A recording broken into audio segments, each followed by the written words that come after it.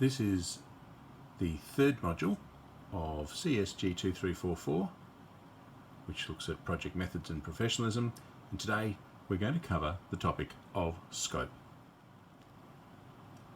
So the objectives of today's lecture are to understand project planning, and this builds on our previous lecture looking at integration management, and in particular concentrating on project scope and scope planning. So we're going to look at how we examine issues such as scope definition, the WBS creation, that's the work breakdown structure creation, scope verification, scope control, and of course a reminder about scope creep. So I guess as a general comment, project planning is often a difficult thing to undertake because in a team sense it's often falls to one or two people to do.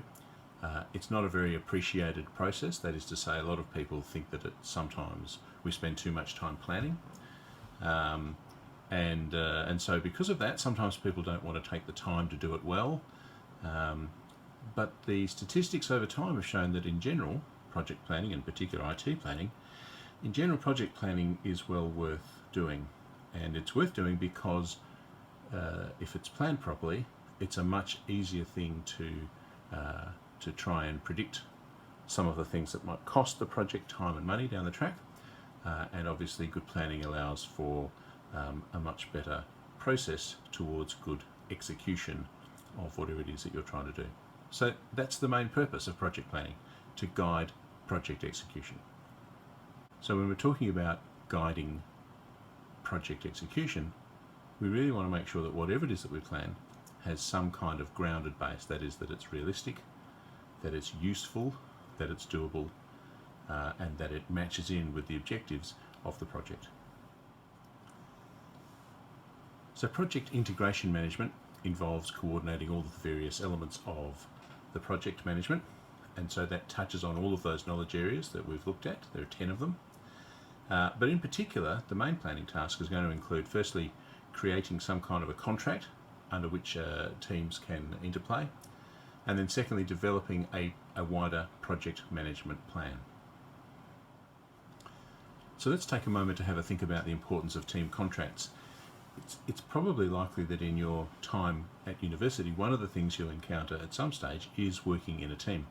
And we know from past experience that many students often complain that when they work in a team of 3 or 4 people, that there's often one or perhaps two, but usually one person within the team that doesn't quite work to the same standard of others. In fact, it's very rare that a team comes along where everyone in the team works to the same level, to the same knowledge, to the same skill level, or just plain effort. And so we hear a lot of complaints from students saying, oh, such and such in my team didn't do the work, I had to do it for them, or someone handed all the work in but we had to redo the work because it wasn't at the right standard.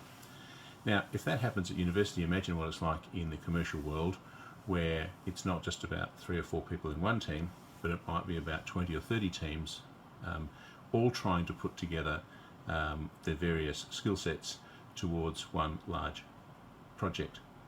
So because of that, we need to take particular attention to what might make for a good team, and that starts by contractually outlining the various elements of behaviour and effort and work that we're hoping to get out of each person within a team. So the team contract, and if you like, you can look at this as an exercise because this semester you'll be asked to come up with a team contract. The team contract should help to promote teamwork. It should remind people of their obligations and duties, and it should clarify various elements. Team communications obviously is just one of them. So we want to make sure that members know how to behave with each other, and not just in the sense that when you're sitting next to each other in a lecture that you kind of chat to each other, but if you're going to discuss various elements that form part of a project, that it's a little bit more formal. That is, there's something in writing or there's something that's retraceable that you can say, okay, you agreed to do this, I agreed to do that, or perhaps just down to the basics of we agreed to communicate via some kind of email or some format that allows everyone to see what's happened. We don't just say, oh yeah, remember I told you that, or yeah, remember I wasn't going to go to that meeting, or so on. Contracts are very important. And if they're important at university, I can tell you that they're exceptionally important when it gets into the commercial aspects. We want to know how people are required to communicate with each other, how they're expected to interact with each other, and more importantly, setting up some rules so that people understand when they don't just do things in their own interest, but they jeopardise the objectives of the team, and that has an impact on the successful progress of a project. So as a starting point, some of the things you might want to consider in terms of a team contract is, do you share a common code of conduct? Do you have some formalised arrangement of participation, a limit to perhaps the number of hours dedicated by each member of the team? Have you agreed on a principal form of communication that everyone can fall back and rely on, so if they need to trace their steps or see what was said or planned, that they can see this? Sometimes that includes perhaps having some kind of auditable storage, such as a OneDrive or a Google Drive or a Dropbox. But please switch on the audit feature so you can see if someone's gone in and changed one of the documents, or who's changed it, who's been in, who hasn't looked at documents, and so on. We need to have some understanding about problem solving. This is the value of a team, so it shouldn't be up to one individual person, but it should be allowed to, you should make time within your team meetings to make sure that different people pitch in on key puzzles or key aspects of what you're doing. You should have meeting guidelines, obviously, to make sure that you formalise some of the aspects that you perhaps agree on, getting a certain amount of work done at a certain time, perhaps meeting at a specific time once a week or at a specific place, and some minimum guidelines about if you can't make it to a meeting, then how you go about informing everyone else so that the meeting can either still continue or it can be rescheduled with a minimum of fuss.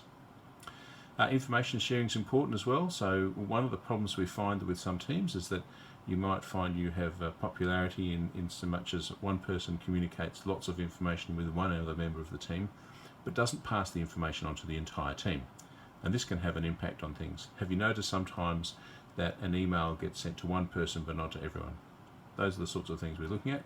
And then conflict resolution. It's a common thing that many people in project management don't get on with others. Sometimes you have people who are like to work alone, and they can be very effective alone, but we're looking for people who can work in teams. Project management very rarely rewards individuals.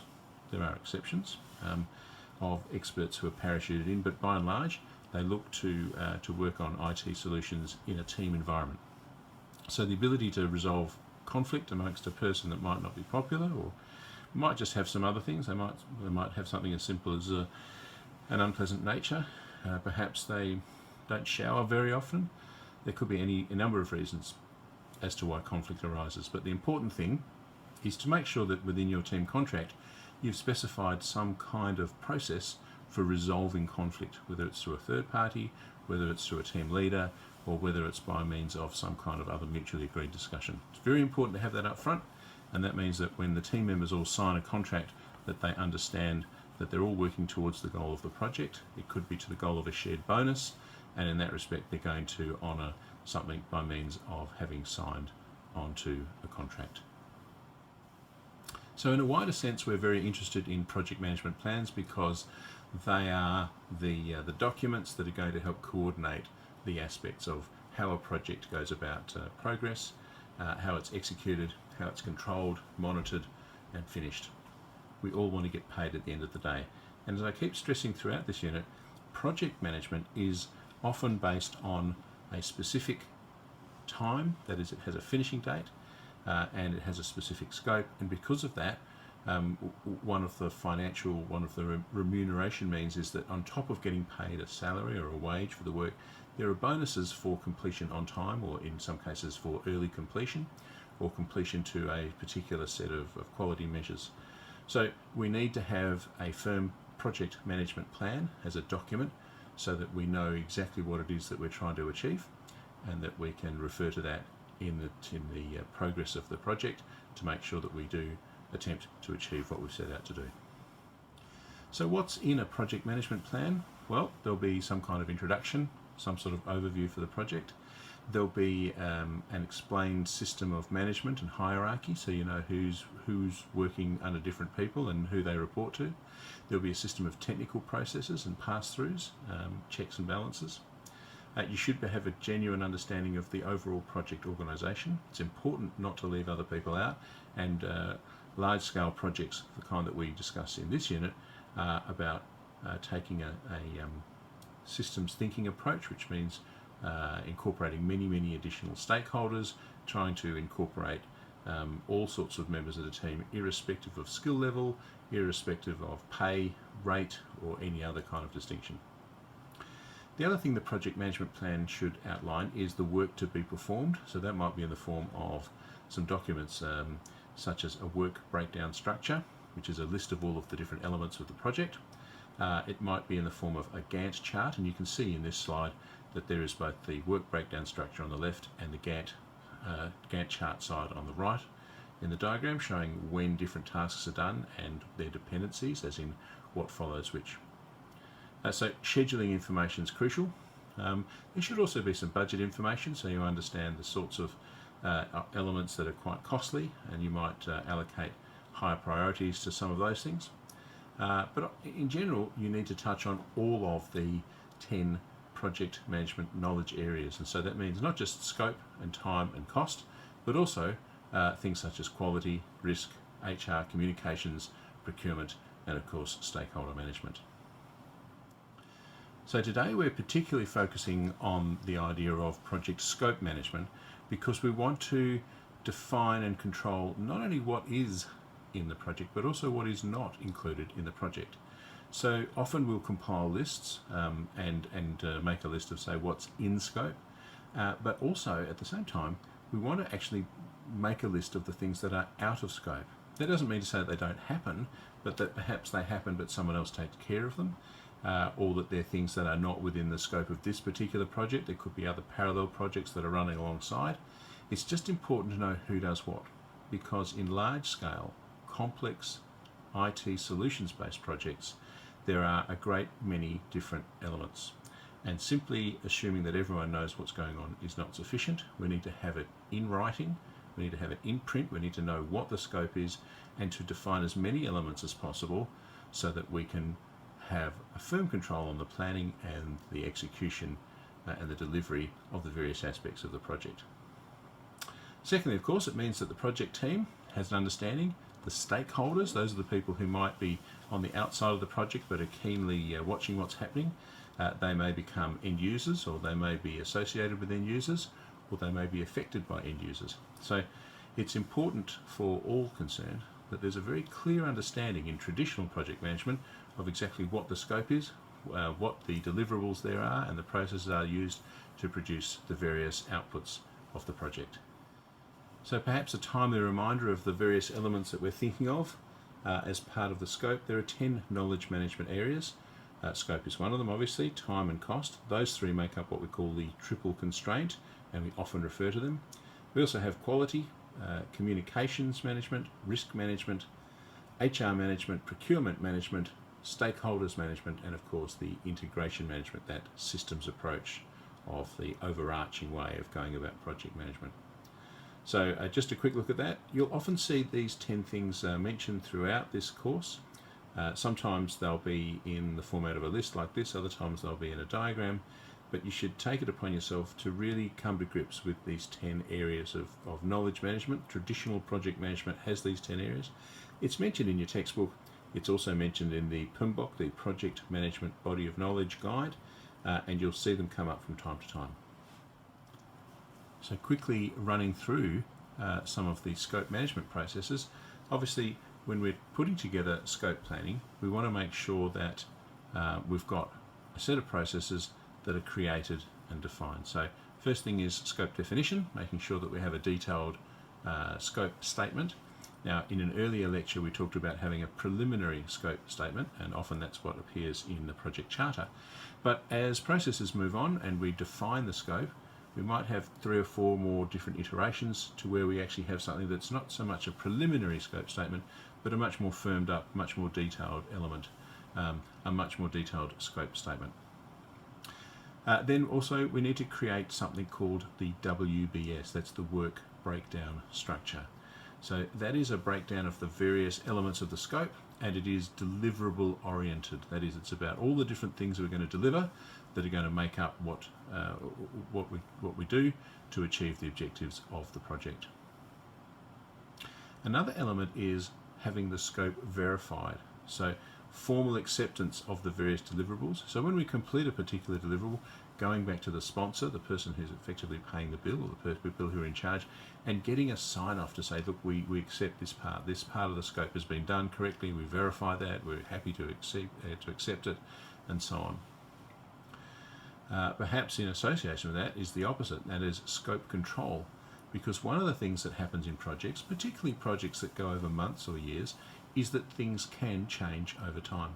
Sometimes new software systems, new platforms, new hardware, all sorts of different things can mean that we need to change some of the scope so that we have an output which is state of the art, that is up to date. And so quite often we need to have a mechanism for controlling the scope as it changes. Now that's not specifically about scope creep, because we've touched on that. It's really more about genuine scope changes that are for the benefit of the project. So in terms of the formal scope management planning documents, we're hoping to have an overall scope management plan. Within that we should have a more formalised, more firmed up scope statement, certainly something better than the preliminary one that's in the charter. We need to have a work breakdown structure, a WBS, and then we often have a thing called a work breakdown structure dictionary.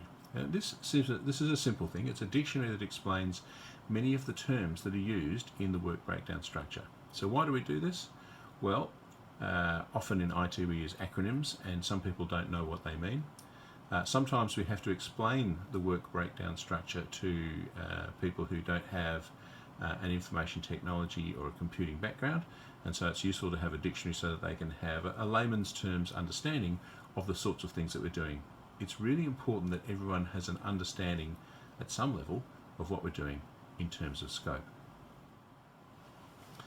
So as you'll hear me say several times, a project size and its complexity has an impact on a wide range of project management elements. And so no surprise, scope planning is particularly dependent on understanding the complexity of a project. And so that's why we take the trouble to prepare a scope statement, create a work breakdown structure, verify the deliverables, and also make sure that we have control over the various change requests that come up from time to time. So in terms of the scope statement, being strict about it, we did have preliminary scope statements. Now we're looking for something which is a firm scope statement that really should clarify with specific information what it is that we're doing. And I've got here work that's not included in the scope statement should not be done in the context of this project. That doesn't mean to say it's not done by others, so you can have an out of scope list which documents the various elements that still need to take place but are not done within the constraints of your particular project. Alright, so a lot of people find it difficult to come to grips with the work breakdown structure, but it's a simple list. It can be a long list, but it's a simple list in that it is a way of defining and structuring all of the deliverables that are needed to produce the project's end products. So it's concerned with the what of the project and not the how, not the when or the how much, just the what. And it specifically answers the question of what is to be delivered within the project. So we need to take work breakdown structures quite seriously. They help us to carve up the project into doable sections for individual or small teams, and so it's the list will subdivide and redivide numerous times so that it forms down to very small work packages. These are sort of lowest level of things, so that different teams, small teams of 2, 3, 4 people can bite off a section and do one or two elements within a much larger, more complex framework. So it's a foundational document. It provides the basis for some of those key early decisions that we have to make, and of course it helps us to plan with the overall things such as the schedules, the costs, the resources, and the changes. So that's why we need a WBS, very important document, and it's what we call a live document. It changes over time. It's not a static thing that once you've done, that's it. It's a thing that you review on a day-by-day basis. Now, for a lot of us, the first time we see a work breakdown structure is when we're using some software. So it might be that probably the most popular software that's used for project management is the Microsoft project, MS Project. It's probably appropriate this time to remind you that you have access through ECU to the MSDNAA MS Project, so you can actually download a copy of MS Project 2015 or 2013, sorry, 2013, I'll do that again. So one of the things you can do as a student of ECU is you have access to download the various copies of MS Project. I think we have available full copies of MS Project 2013 and MS Project 2016. If you're not sure what to do, send me an email, d.cook@ecu.edu.au, but it is explained in Blackboard and you should have access to these projects. So it's a full version, it's not a student version, and it's not a 90-day version, it's a full version of MS Project. And we'll go through some basics during the semester to make sure that you have a working understanding of not just what a WBS is, but how to use MS Project, because if you're doing project management, it's likely that you'll come across Gantt charts such as what this slide shows, where the WBS is on the left-hand side, and the time tasking, which is the true Gantt part of the Gantt chart, explains the various elements that are undertaken, the time that's taken and allocated for each one, and the various dependencies which you can see in the form of arrows waterfalling down to different tasks. So in a much simpler sort of tabularized form, we can see that work breakdown starts as a project. We carve it up into different phases. Those phases are shown through two main areas. One is deliverables, that are activities and tasks, and the other ones are milestones, which will either demonstrate that a particular set of deliverables have been completed or that in fact one whole phase has been completed. Of course, it can be a little bit more complex than that, and so we'll often find that a work breakdown structure will demonstrate various work packages, and here you can see one heading which is subdivided and then re-subdivided to show the various deliverables, and then finally a milestone that is brought about by delivery completion and subsequent sign-off on various elements. So understanding how a work breakdown structure carves up the various elements into work packages is an important concept to understand. So building on that, a work package is a task at the lowest level of the work breakdown structure. It helps for us, I guess, to think of work packages in terms of their accountability. That is, if a project's got a short time frame, if you need to have weekly progress reports, then a work package would often represent some work that's completed in perhaps a week, or that kind of time frame. At the other end of the scale, if the project has a very long time frame and requires quarterly progress reports, then a work package might represent something that takes a longer period of time, say a month or two.